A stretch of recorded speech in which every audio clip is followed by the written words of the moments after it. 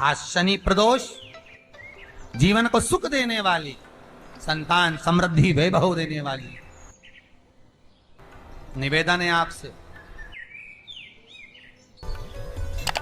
सूर्य अस्त का समय हो, प्रदोष का समय, प्रदोष काल, शाम के समय पर कटोरी में सरसों का तेल ले लीजिए। शंकर के शिवलिंग पर किसी मंदिर में जाकर सरसों का तेल शिव पर चढ़ा। तेल चढ़ते समय शंकर के शिवलिंग पर त्रिपुंड बना दें।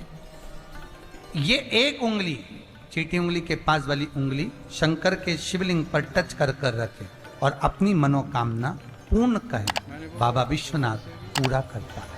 भगवान शंकर के द्वार पर स्वयं शनि महाराज आज मिलने के लिए, और जितने ग्रह नष्ट देने वाले हैं, कारक ग्रह हों, बेकार वृत्ति वाले हों, वो सब आज शनि सबके दोष मिटा देता है। शंकर भगवान के मंदिर में आज शनि प्रदोष के दिन, मंदिर में नहीं तो घर में अगर शंकर का शिवलिंग है तो एक दिया अवश्य लगाओ। शनि महाराज जीवन का सुख प्रदान करेंगे, आनंद। शनि प्रदोष, मान लो कोई व्यक्ति पैसे खाकर चले गया, नहीं दे रहा है, तो शास्त्र कह रहा है भगवान शंकर के मंदिर में शमी का पत्र, शमी का पत्ता, शमी पत्र, शंकर के मंदिर में काली तिल्ली के साथ में शमी पत्र, शनि प्रदोष।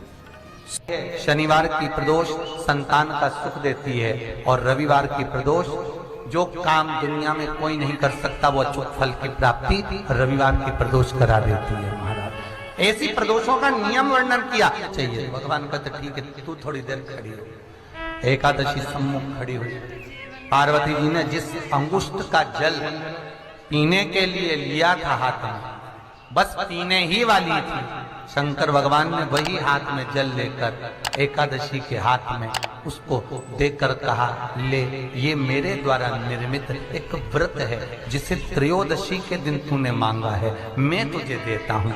आज इस व्रत का फल मैं तुझे प्रदान करता हूँ। अब तू जिस जीवात्मा को लेकर जाएगी उसका पाप प्रबल नहीं होगा। किसी स्त्री, पुरुष, बालक, बुजुर्ग जो भी होगा जिसने प्रदोष का व्रत करा होगा, वो जीवात्मा को तू किसी फल की कामना से नहीं, स्वतः ही लेकर चली जाए। उसमें कोई कामना नहीं है। बन सके जीवन में 11 प्रदोष या 26 प्रदोष करने के बाद आप उसका उद्यापन कर कर विराम भी दे सकते। पर जीवन में एक बार प्रदोष का व्रत मौका मिले, जिस कामना से, जिस दिन का भाव आपके मन में आए कि मुझे रोग से मुक्ति पाना है तो ये प्रदोष मुझे करना है भाई, और रोग मुक्ति के लिए हम मंगल, जो भी आपके मन में आ रहा है, संतान प्राप्ति के लिए शनिचरी आप उसका स्मरण कर। फिर लिखा शिव महापुराण में, बड़ा सुंदर लिखा विद्याजी जी ने, मान लो आप प्रदोष का व्रत नहीं कर सकते, आप अगर व्रत नहीं कर सकते तो प्रदोष के दिन, प्रदोष काल में शाम के पहले लेकर बात करता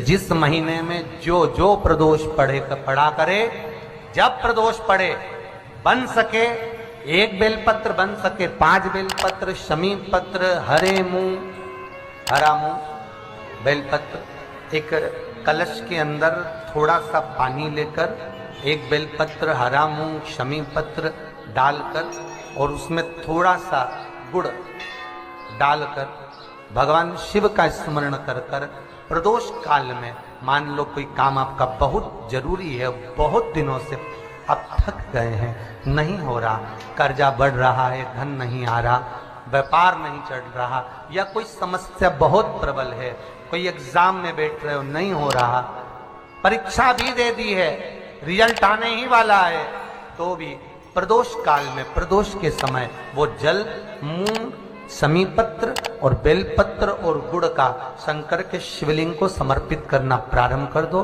2 या 3 प्रदोष करोगे, बाबा आपकी मनोकामना शीघ्र पूर्ण कर देगा। 2 या 3 करो। बाबा करे। प्रदोष व्रत करने वाले को भोजन नहीं करना चाहिए, ध्यान दीजिए। फलाहार करो, उसमें भी नमक का सेवन मत करो। प्रदोष व्रत में नमक का सेवन वर्जित होता है। कारण, क्या कारण होता है? उसका एक कारण माना गया, नमक की वर्जितता। जिस समय पर एक नगर में एक ब्राह्मणी रहती थी, बहुत भाव से सुनिएगा, प्रदोष व्रत, नमक को त्यागने का भाव। प्रदोष व्रत की किताब में भी मिल जाएगा आपको, आप पढ़ेंगे तो सुना होगा आपने। एक ब्राह्मणी रहती थी एक नगर में, उसका पति नहीं था। छोटा सा बालक एक साथ में रहता, छोटा सा बालक। अब ब्राह्मण के घर की धर्म पत्नी है। ब्राह्मण कर्मकांड करने वाला, पूजन करने वाला, पाठ करने वाला, अनुष्ठान करने वाला, पूजन करने वाला, मंत्र जाप करने वाला, भगवत भक्ति में डूबने वाला। ब्राह्मण तो चले गया, ब्राह्मणी बच्चे के साथ रह रही। क्या करे वो? अकेली निवास कर रही, अकेली रह रही है।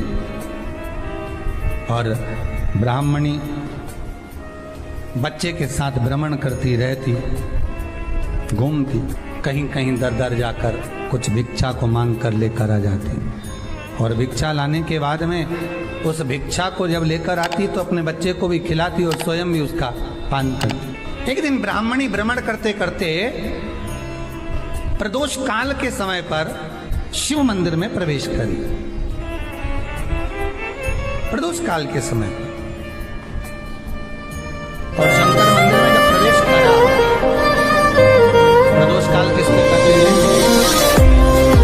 सूर्य अस्त हो रहा हो, रात्रि प्रवेश कर रही हो, दोनों का जब मिलन हो रहा हो वो प्रदोष काल कहलाता। दोनों का जब मिलन, सूर्यास्त हो रहा हो, रात्रि अपना चरण बढ़ाने के लिए आगे बढ़ रही हो, और दोनों का जब मिलन हो रहा है, वो प्रदोष काल है, वो प्रदोष का समय है। ब्राह्मणी मंदिर में प्रवेश कर रही। जब ब्राह्मणी मंदिर में प्रवेश करी, मंदिर के अंदर पहुंची, प्रदोष काल का समय था, प्रदोष का समय चल रहा था।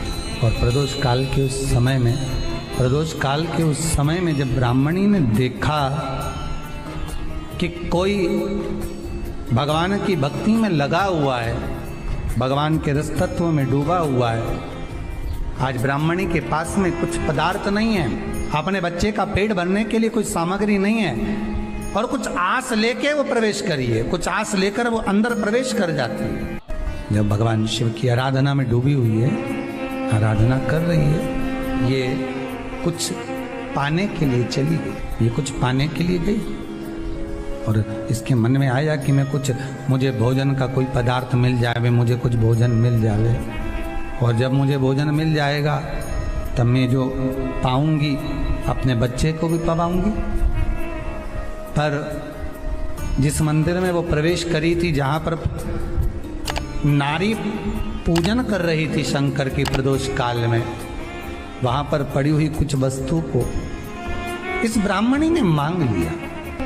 मेरे बालक को बहुत भूख लगी है, मेरा बच्चा बड़ा भूखा है, इसके भोजन के लिए थोड़ी सी सामग्री दे दीजिए, इसके भोजन के लिए थोड़ा सा कुछ रस तत्व दे दीजिए।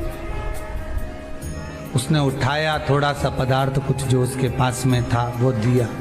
जब दिया तो देने के बाद जब उसे प्राप्त हुआ, और होने के बाद में जब वो मिल गया उसको, तो उसने उस समय पर उस पदार्थ को जैसे ही मुख में लिया, लेते ही कहा, इसमें तो स्वाद नहीं है, इसमें स्वाद नहीं है। उस ब्राह्मणी ने बड़ा सुंदर एक संवाद कहा। घर का जो बड़ा होता है ना, घर का जो बड़े होता है, घर का बुजुर्ग जो होता है, घर का जो प्रथम स्थल प्राप्त करने वाला, मेन कुर्सी पर, अच्छी जगह पर जो बैठने वाला होता है ना, ब्राह्मणी कहती है वो कभी किसी वस्तु में ऐब नहीं देखता, मिनक नहीं निकालता। समाज के अनुकूट होते हैं, समाज के जब अनुकूट होते हैं महाराज, समाज के जब अन्नकूट होते हैं, बड़ी बड़ी समाजों में जब कार्तिक महीने में अन्नकूट महोत्सव होते हैं, बहुत सारा प्रसाद बनता है।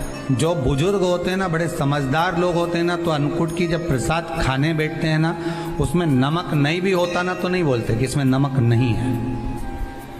पर जो हमने डोनेशन दिया है, जब तुम आए थे समाज वाले, तो हमने 1000 का लिफाफा दिया, 500 का लिफाफा दिया, 2000 का लिफाफा दिया, और भोजन ऐसा बनवाया। एक व्यक्ति वो जो खाकर चुपचाप चले गया, और एक व्यक्ति वो जिसने प्रसाद पर उंगली उठाई। इन दोनों को अन्नकूट की तारीख पे इनका नाम लिख लो, और अगला अन्नकूट आए तब दोनों की दशा देखना। एक जो चुपचाप खाकर चले गया, भगवान के प्रसाद को प्रसाद मानकर, प्रभु का दर्शन मानकर लेकर चले गया, वो उन्नति की सीढ़ी पर चढ़ता चले गया। और जो मिनक निकालता रहा, वो साल भर खटर पटर की जिंदगी जीता रहा। भगवान के प्रसाद में कभी भी ध्यान रखिएगा, भगवान के प्रसाद के अंतर्गत स्वाद की कोई मूलता नहीं होती। भगवान का प्रसाद स्वयं स्वाद। भगवान के प्रसाद में नमक नहीं देखना, मिर्ची नहीं देखना, भगवान के प्रसाद में शक्कर नहीं देखना, भगवान के प्रसाद में कुछ ये नहीं देखना कि कितना माल डला, कितना घी, कितना बादाम, कितना काजू, कितना इलायची डला। हाँ, यहाँ तक शास्त्र कहता है कि भगवान का प्रसाद अगर बन रहा है तो उसकी सुगंध भी नहीं ली जाती है महाराज। यहाँ तक शास्त्र पर, जब तक भगवान उसको पानी ले तब तक उसका सुगंध भी नहीं ली। और कई कई जगह तो भगवान को प्रसाद अगर सूखा सामान हाथ में आ गया, इलायची कैसी है, मंदिर के अंदर जाने वाली है भगवान को डालने के लिए, लाओ यार किसकी दुकान से आई इलायची बताओ, इलायची 25 बार सूंघा, हाँ हाँ अच्छी है, अब सूंघ लिया तो भगवान इसको स्वीकार करेगा क्या? अरे जम के तो बोलो। एक फूल तुमने बगीचे से तोड़ा और सोचा इसमें पहले मैं सूंघ लेती हूँ, इसमें स्वाद है कि नहीं, इस फूल में गंध है कि नहीं, इसमें सुगंध है कि नहीं, और फूल सूंघ लिया, उसके बाद तुम भगवान को देखो, भगवान स्वीकार करेगा नहीं। कई कई घरों में तो हंडी से दाल चलाती जाए, ने हाथ में डाल के ब्राह्मणी ने जैसी मुख में लिया थूक दी। ये श्रेष्ठ नहीं है।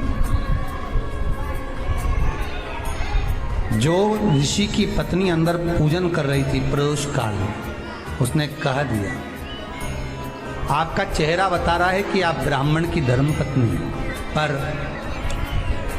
आज आप दर दर जाकर अगर भिक्षा मांग रही हो, दर दर जाकर अगर भीख मांग रही हो, दर दर जाकर भिक्षा को मांग रही हो, तो इसमें आपके पति का दोष नहीं है, दोष आपका है। क्योंकि आप भगवान के प्रसाद में भी जो स्वाद देखी थी ना, ये आपका एक जन्म का नहीं है, ये ना जाने कितने जन्म का है।